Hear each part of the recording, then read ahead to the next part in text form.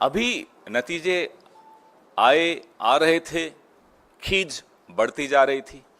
खींच साहब लोगों की ऐसी बढ़ी कि उन्होंने संसद के परिसर में, जहां हम लोग सब बैठकर संसदीय मर्यादाओं का, संविधान का और लोकतंत्र को बचाने के लिए जहां हम धरने पे बैठते थे, शांतिपूर्ण प्रदर्शन करते थे, बापू महात्मा गांधी जी का जो स्टैच्यू है, बड़ा ऐतिहासिक स्टैच्यू है, आप लोग अक्सर कैमराज में उसको दिखाते हो, और जैसा मैंने कहा, उन्हीं के चरणों में बैठकर, यही भाजपा जब विपक्ष में होती थी, ये लोग भी उन्हीं के चरणों में बैठकर हमारे खिलाफ विरोध करते थे और लोकतंत्र की रक्षा करते थे, संविधान की रक्षा करते थे। हम विपक्ष में आए, हम भी वही कर रहे थे। लेकिन ये एक अनोखे प्राणी हैं।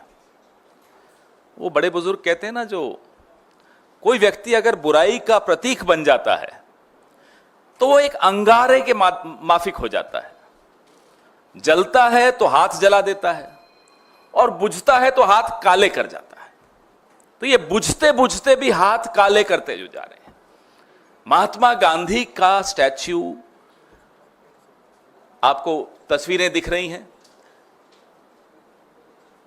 वीर शिरोमणि शिवाजी महाराज, छत्रपति शिवाजी महाराज का स्टैच्यू, बाबा साहब डॉक्टर अंबेडकर का स्टैच्यू, ये तमाम स्टैच्यू वहां से हटा दिए गए।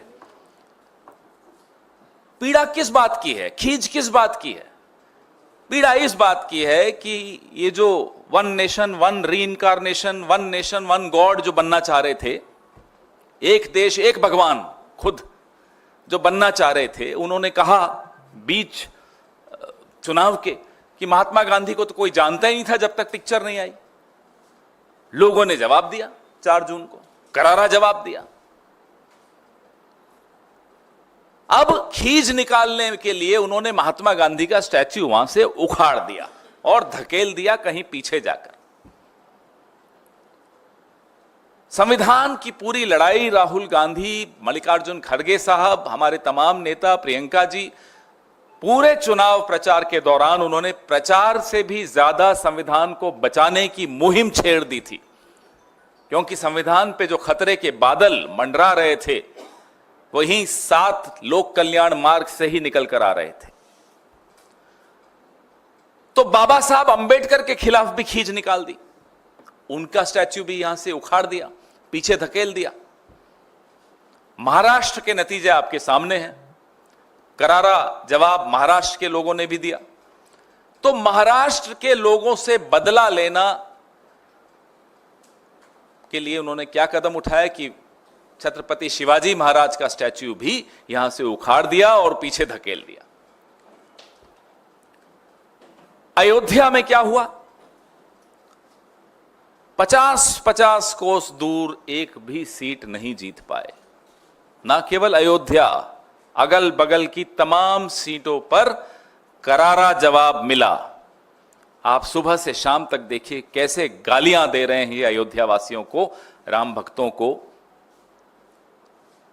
तो ये खींच निकालना, अपने आप को इन तमाम महापुरुषों से ऊपर मान लेना, अपने आप को भगवान से ऊपर मान लेना,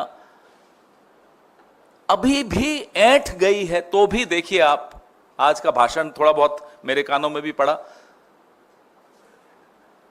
इतना अटपटा भाषण, खींच इतनी ज्यादा, झेप नहीं मिटा पा रहे। अब वो एनडीए का फुल फॉर्म मालूम है आपको? नायडू डिपेंडेंट अलायंस या नीतीश डिपेंडेंट अलायंस।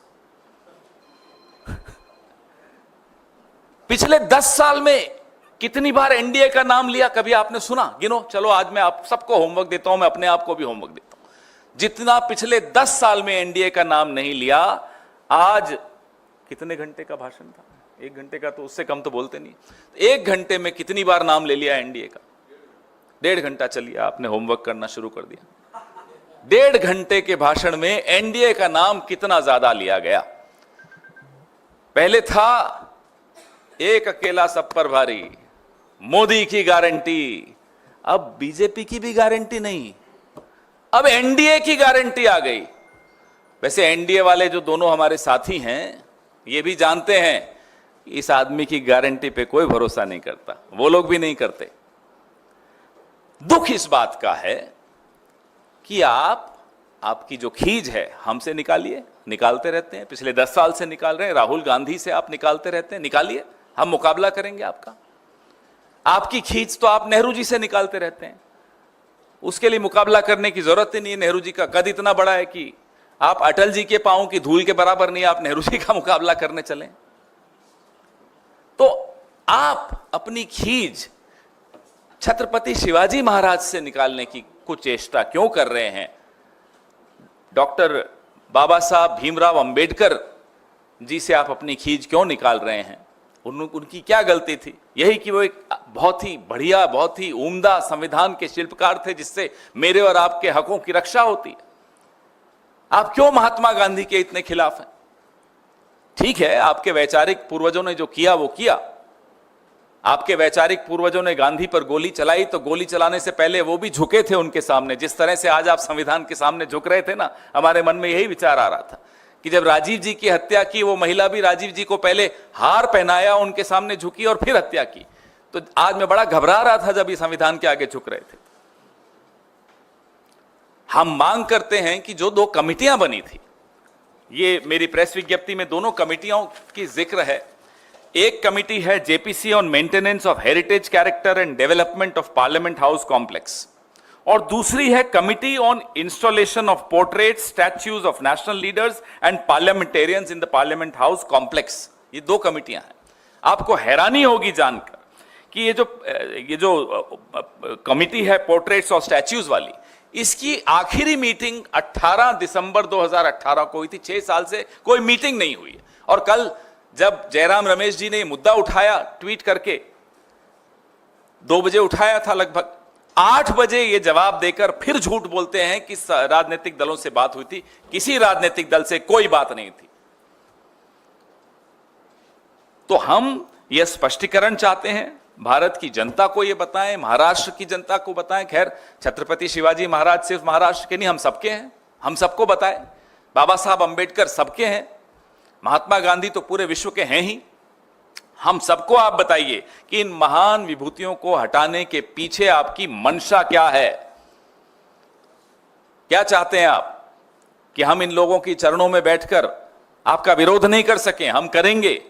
हम जहां बैठ जाएं, माटी उन्हीं की है। ये लोकतंत्र की रक्षा करेंगे, आपको हम जवाबदेह बनाएंगे, और संसद के भीतर और संसद के बाहर आपको इन तमाम सवालों के जवाब जनता को देने पड़ेंगे।